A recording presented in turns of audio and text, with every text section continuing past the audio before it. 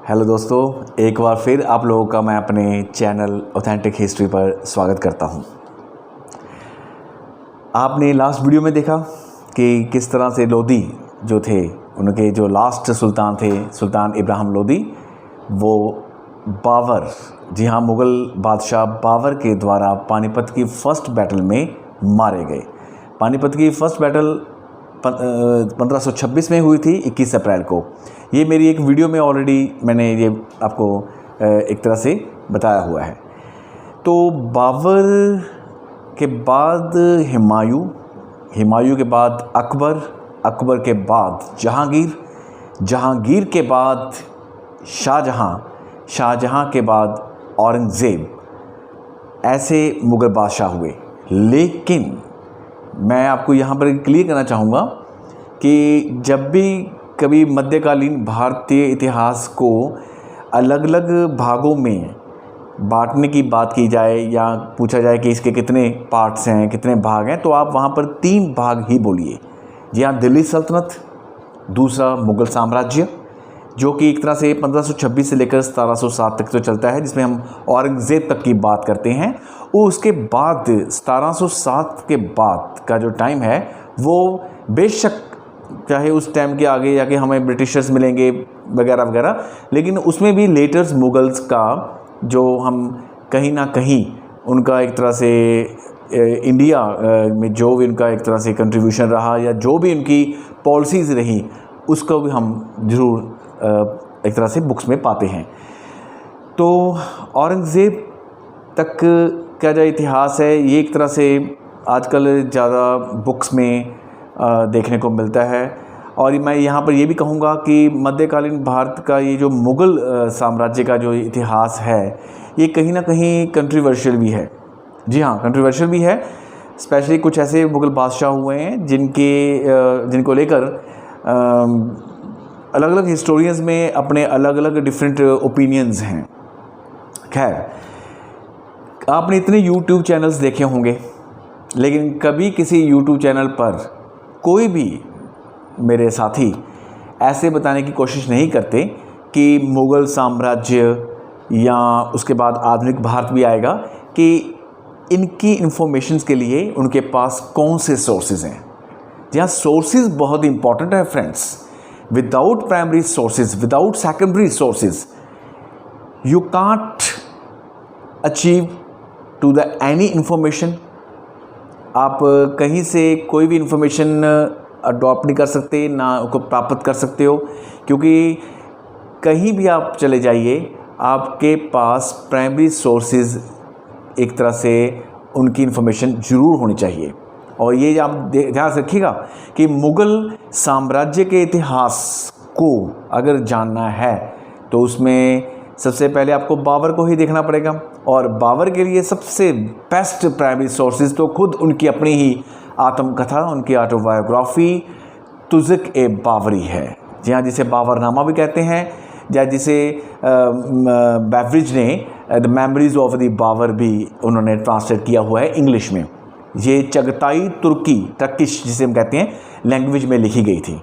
और बाबर ने इसमें, मैंने जैसे इसको पढ़ा है, जो देखा है, आप लोगों ने भी इसको ज़रूर पढ़ा होगा, तो बाबर ने इसमें पूरा का पूरा एक तरह से हिंदुस्तान का वर्णन भी किया हुआ है। तो इसके अलावा हमारे पास दूसरा अगर सोर्सेज अगर देखें तो वो है जहांगीर की ऑटोबायोग्राफी, उसकी आत्मकथा, उसकी जीवनी तुज़्क़-ए-जहांगीरी, जिसे जहांगीरनामा कहते हैं। उसमें जहांगीर ने भी प्रॉपर इंफॉर्मेशन दी हुई है। ठीक है, अगर उसको पढ़ के आप ये पूरा एक तरह से अंदाज़ा लगा सकते हो कि जहांगीर किस नेचर का पर्सन था, या कि उसकी ऑटोबायोग्राफी आपको सब बयां कर देगी।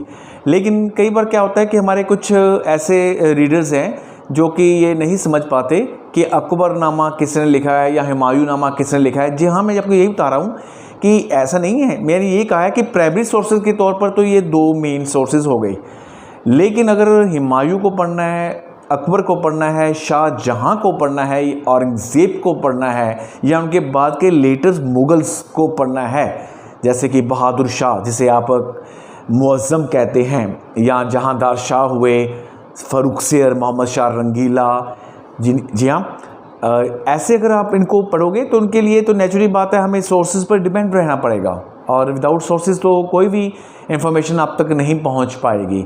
और मैं यहाँ पर आपको क्लियर कर दूं कि बाबर से लेकर जितने भी मुगल्स हुए हैं जिन्होंने अपनी ऑटोबायोग्राफी जिन्होंने नहीं भी लिखी, तो उनके दरबारी ऐसे थे, जी हाँ उनके ऐसे दरबारी थे और ऐसे उनके कोर्ट में रहने वाले राइटर्स थे जिन्होंने उनके बारे में हमारे पास बहुत ही अच्छी इन्फॉर्मेशन उन्होंने हमें दी है।